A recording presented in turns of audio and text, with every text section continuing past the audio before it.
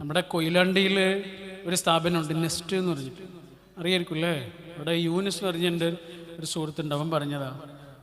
യൂനിസും സുഹൃത്തുക്കളൊക്കെ കൂടിയിട്ട് ഇപ്പോൾ ഈ ഉപേക്ഷിക്കപ്പെട്ട കുട്ടികളില്ലേ, തെരുവിലൊക്കെ ഉപേക്ഷിക്കപ്പെട്ട കുട്ടികൾ, ആ കുട്ടികളുടെ കൂട്ടത്തിലെ സ്പെഷ്യലായ കുട്ടികളെ സംരക്ഷിക്കാനൊരു കേന്ദ്രം തുടങ്ങിയിട്ടുണ്ട്.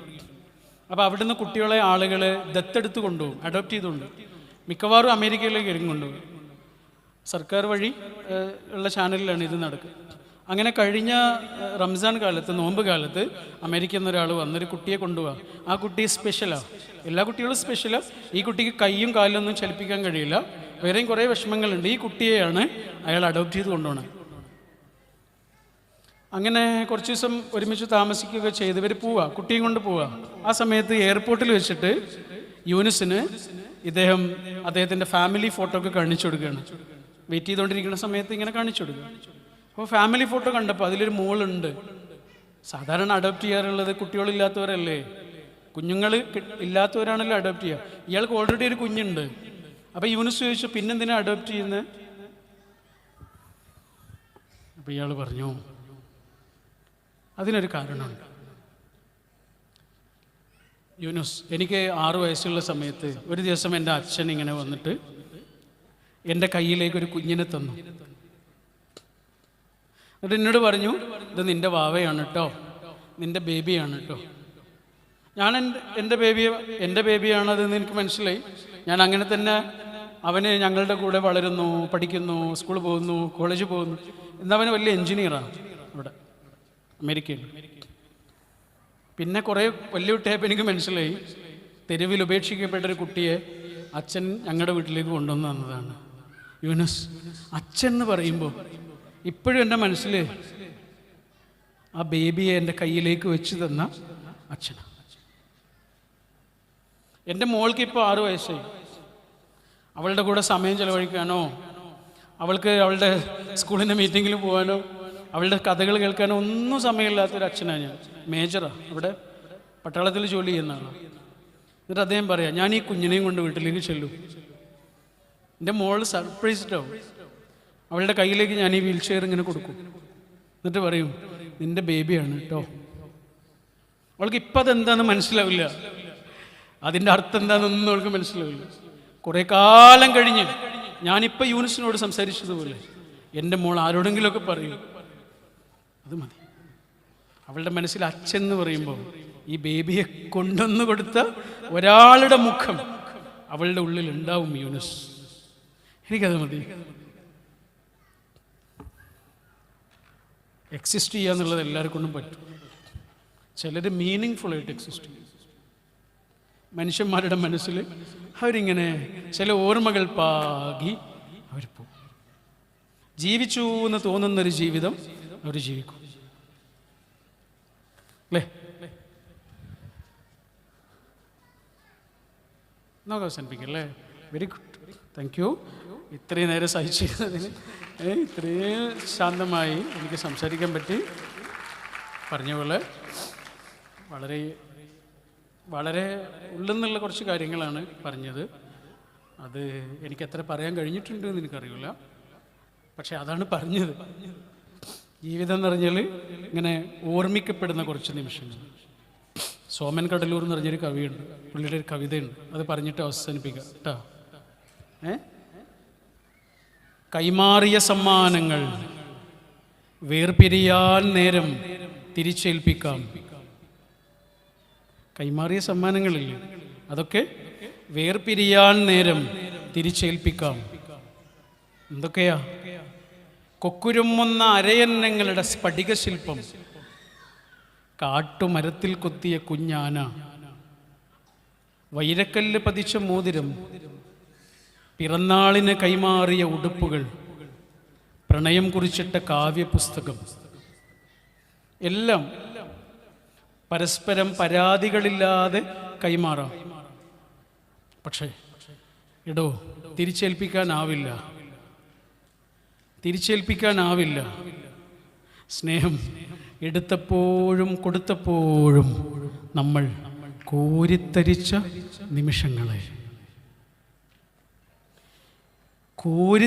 നിമിഷങ്ങളുടെ പേരാണ് ശരിക്കും ജീവിതം. അത് കുറച്ചേ ഉണ്ടാവും. വെയിൽ വെള്ളത്തിലേക്കെന്ന പോലെ നീ പ്രവേശിച്ചില്ലേ, മഞ്ഞുതുള്ളി ഇലയിൽ നിന്നെന്ന പോലെ പിരിഞ്ഞു പോവുകയും ചെയ്തു. പക്ഷെ നന്ദിയുണ്ട് നിന്നോട്, കുറച്ച് നേരത്തേക്കെങ്കിലും ഈ കെട്ടിക്കിടപ്പിനെ നീ സ്ഫടികമെന്ന് തോന്നിച്ചു. ഈ സ്ഫടികമെന്ന് തോന്നിപ്പിക്കൽ തരുന്ന കുറച്ച് മനുഷ്യന്മാർ, കോരിത്തരിച്ച നിമിഷങ്ങൾ തരുന്ന കുറച്ച് മനുഷ്യന്മാർ, കുറച്ച് മൊമെന്റ്സ്, ഇത് രണ്ടുമാണ് ജീവിതം. ആവർത്തിച്ചു പറയുന്നു, മരണത്തിൻ്റെ മുഖത്തിരിക്കുമ്പോഴും ജീവിതത്തിൻ്റെ അവസാനത്തെ ശ്വാസത്തിൻ്റെ തുമ്പിൽ പിടിച്ചു നിൽക്കുമ്പോഴും നമ്മുടെ ഓർമ്മയിലേക്ക് രണ്ട് കാര്യങ്ങളേ ഉള്ളൂ. കുറച്ച് നിമിഷങ്ങൾ, കുറച്ച് മുഖങ്ങൾ. മനുഷ്യരുടെ ഉള്ളിൽ നമ്മളുണ്ടാവട്ടെ, കുറച്ച് മനുഷ്യന്മാരുടെ ഉള്ളിൽ നമ്മൾ ജീവിക്കട്ടെ. അതാണ്. എത്ര കൊല്ലം ജീവിച്ചു എന്നുള്ളതൊന്നൊരു വിഷയമേ അല്ല, നമ്മൾ എന്താണ് ബാക്കിയാക്കിയതെന്നുള്ളത്. കേരളത്തിലെ ഏറ്റവും വലിയ ചിത്രകാരനായ ഒരാൾ ആകെ 6 വയസ്സ് വരെ ജീവിച്ചു. ക്ലിൻ്റ് എന്നാണ് പേര്. 1500 ചിത്രങ്ങളാണ് വരച്ചത്. സ്വാമി വിവേകാനന്ദൻ ആകെ ജീവിച്ചത് 39 കൊല്ലം. അറിയോ? 39 കൊല്ലം. ഞാനിപ്പോൾ 39 കൊല്ലം പൂർത്തിയാക്കിയിട്ടുള്ളൂ. നമ്മുടെ ആയുസ് ഒരാൾ അവസാനിച്ചു. എന്തൊക്കെയാ ചെയ്തു കൂട്ടിയെ? പക്ഷേ ഗ്രേസ്ഫുൾ എൻഡ് ആയിരുന്നു. എന്താണ് ഗ്രേസ്ഫുൾ എൻഡ്? ഉന്നതമായ മനോഹരമായ ഒരവസാനം. അങ്ങനെ ഒരു ഗ്രേസ്ഫുൾ എൻഡായിരിക്കട്ടെ ഈ ആയുസ്സിൻ്റെ ഒടുവിലുള്ള ശ്വാസം. കുറേ മനുഷ്യരുടെ മുന്നിൽ മനസ്സിൽ നമ്മൾ ബാക്കിയാവട്ടെ അല്ലേ? ഈ നിമിഷവും മനോഹരമാണ്. ഇന്ന് തിരിച്ചു പോയിട്ട് പറ്റുമെങ്കിൽ നമ്മൾ എന്നോ മുറിഞ്ഞു പോയൊരു മനുഷ്യൻ, മറന്നുപോയൊരു മനുഷ്യൻ, പാതി വഴിയിൽ ഉപേക്ഷിച്ചൊരു സൗഹൃദം, മറക്കാൻ ശ്രമിക്കുന്നൊരു മുഖം, ഒരാളില്ലേ, അയാൾക്ക് പറ്റുമെങ്കിൽ ഒരു മെസ്സേജ് അല്ലെങ്കിൽ ഒരു കോൾ.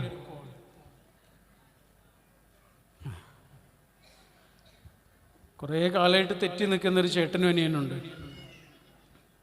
അദ്ദേഹം എന്നോട് പറഞ്ഞതാ, അതുപോലെ പറഞ്ഞു നമ്മളൊരു പ്രോഗ്രാമിൽ. പിറ്റേന്ന് ആ അനുജൻ വിളിച്ചു, ഞാൻ എൻ്റെ ചേട്ടനെ വിളിച്ചു. ഒരേ ഒരു വാക്കാ ചോദിച്ചത്, എടാ ചേട്ടായി ഞങ്ങൾക്ക് സുഖമൊക്കെ തന്നെ അല്ലേ എന്ന് ചോദിച്ചു. 4.5 വർഷത്തിന് ശേഷം, എടാ ചേട്ടായി നിനക്ക് സുഖം തന്നെ അല്ലേ? അപ്പുറത്തുനിന്നൊന്നും കേൾക്കണില്ല. എനിക്ക് മനസ്സിലായി അവൻ കരയാണ്. അത് കേട്ടപ്പോൾ ഞാനും കരഞ്ഞു. അങ്ങനെ ഏതൊക്കെയോ ചേട്ടായിമാരില്ലേ, മറന്നു വെച്ചതോ പാതി വഴിയിൽ ഉപേക്ഷിച്ചതോ ആയ ഏതെങ്കിലും ഒരു മനുഷ്യന് ഒരു മെസ്സേജ്, ഒരു ഫോൺ കോൾ, അയാൾ ധന്യമായി ഉറങ്ങട്ടെ അല്ലേ? ഞാൻ എൻ്റെ വാക്കുകൾ അവസാനിപ്പിക്കുമ്പോൾ ഒരു ചെറിയ കാര്യം കൂടി ചെയ്തിട്ട് അവസാനിപ്പിക്കും. എല്ലാവരും ഒന്ന് നിവർന്നിരിക്കുമോ? എല്ലാവരും കേട്ടോ, ഈ ഹാളിലുള്ള എല്ലാവരും ഒന്ന് ഇരിക്കണം. നിങ്ങളോട് ഫോട്ടോ എടുക്കൽ നിർബന്ധമാണോ? എന്നാ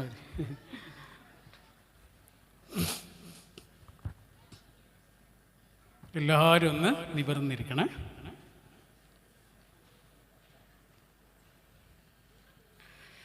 നമ്മുടെ തൊട്ടടുത്തിരിക്കുന്ന ആളില്ലേ, അയാളെ ഒന്ന് മെല്ലെ തൊടും.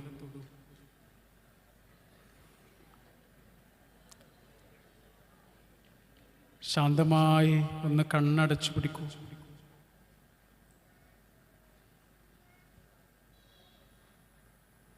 നമ്മുടെ ശ്വാസത്തിലേക്കൊന്ന് ശ്രദ്ധിക്കൂ.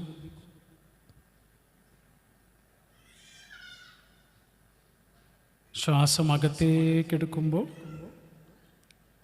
മൂക്കിൻ്റെ തുമ്പിൽ ചെറിയ ഒരു തണുപ്പും, ശ്വാസം പുറത്തേക്ക് കളയുമ്പോൾ മൂക്കിൻ്റെ തുമ്പിൽ ചെറിയ ഒരു ചൂടും അനുഭവപ്പെടും. ആ ചൂടും തണുപ്പും ആസ്വദിച്ചുകൊണ്ട് ഒന്ന് ശ്വാസം എടുക്കും.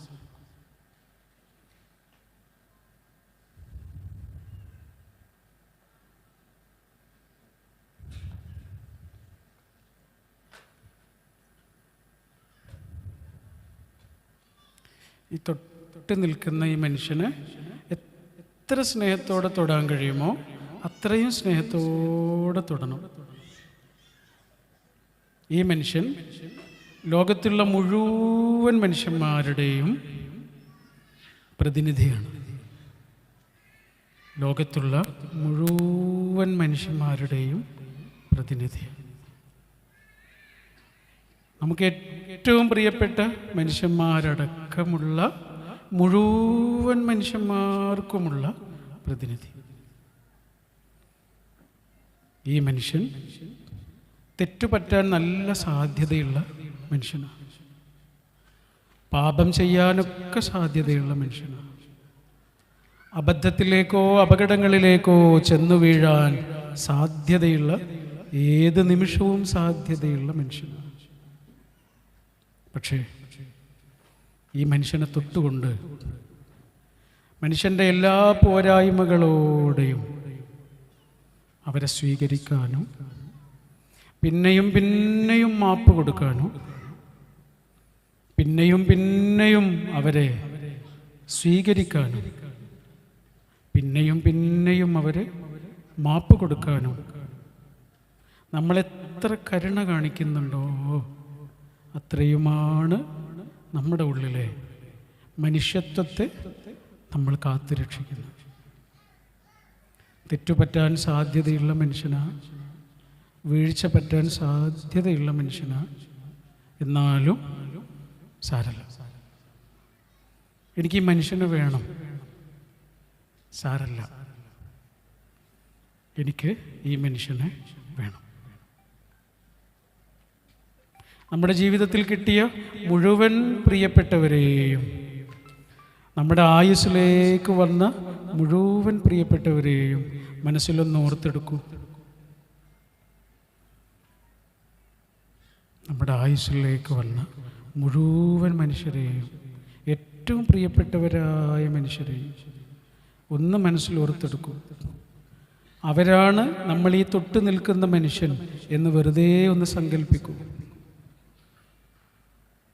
നമ്മുടെ വേരാണ് ഈ മനുഷ്യനെന്ന് വെറുതെ ഒന്ന് സങ്കല്പിക്കൂ. പിന്നെയും പിന്നെയും വെള്ളമൊഴിച്ചു കൊടുക്കേണ്ട, വാടാതെ കാത്തു സൂക്ഷിക്കേണ്ട, കരിയാതെ നോക്കേണ്ട വേരാണ് ഈ മനുഷ്യനെന്ന് ഒന്ന് സങ്കല്പിക്കൂ. ജീവിതത്തിൽ കിട്ടിയ മുഴുവൻ അനുഗ്രഹങ്ങൾക്കും ഈശ്വരനോട് മനസ്സിൽ നന്ദി പറയൂ.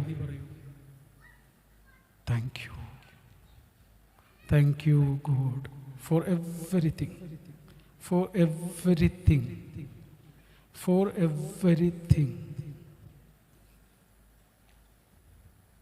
ഗർഭപാത്രത്തിൽ ഉറവ പൊട്ടുകയും പുറപ്പെടുകയും ചെയ്ത് ജീവിതത്തിൻ്റെ മരണത്തിൻ്റെ അവസാനത്തെ നിമിഷത്തിൽ ഒരു തുള്ളി രുചിക്കുന്നത് വരെ മുഴുവൻ നിമിഷങ്ങൾക്കും ദൈവമേ നന്ദി. നമ്മളാക്കിയ മുഴുവൻ മനുഷ്യന്മാർക്കും നന്ദി. നമ്മുടെ ജീവിതത്തിലെ മുഴുവൻ മനുഷ്യന്മാർക്കും നന്ദി. ജീവിതത്തിലെ ഏറ്റവും നല്ല നിമിഷങ്ങൾക്ക് നന്ദി.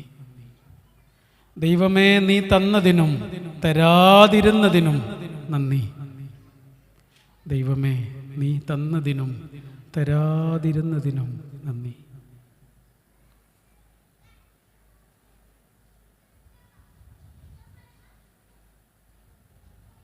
വരാനിരിക്കുന്ന വർഷം മനസ്സമാധാനത്തോടെ ജീവിതത്തെ പൂർത്തിയാക്കാൻ സാധ്യമാകട്ടെ എന്ന പ്രാർത്ഥനയോടെ കണ്ണുമെല്ലെ തുറന്ന് ഈ തൊട്ട് നിൽക്കുന്ന ആളോട് ഈ ഭൂമിയിലെ ഏറ്റവും നല്ല വാക്കുകളിലൊരു വാക്ക് താങ്ക് യു എന്ന് ഒന്ന് കൈ കൊടുത്ത് സന്തോഷത്തോടെ നല്ലൊരു പുഞ്ചിരിയോടെ അയാൾക്ക് കൊടുത്തുകൊണ്ട് നമുക്ക് ഈ സെഷൻ അവസാനിപ്പിക്കാം.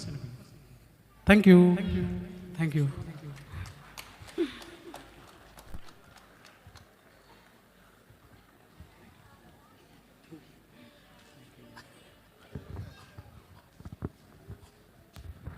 Thank you. Graceful moment, grateful mind.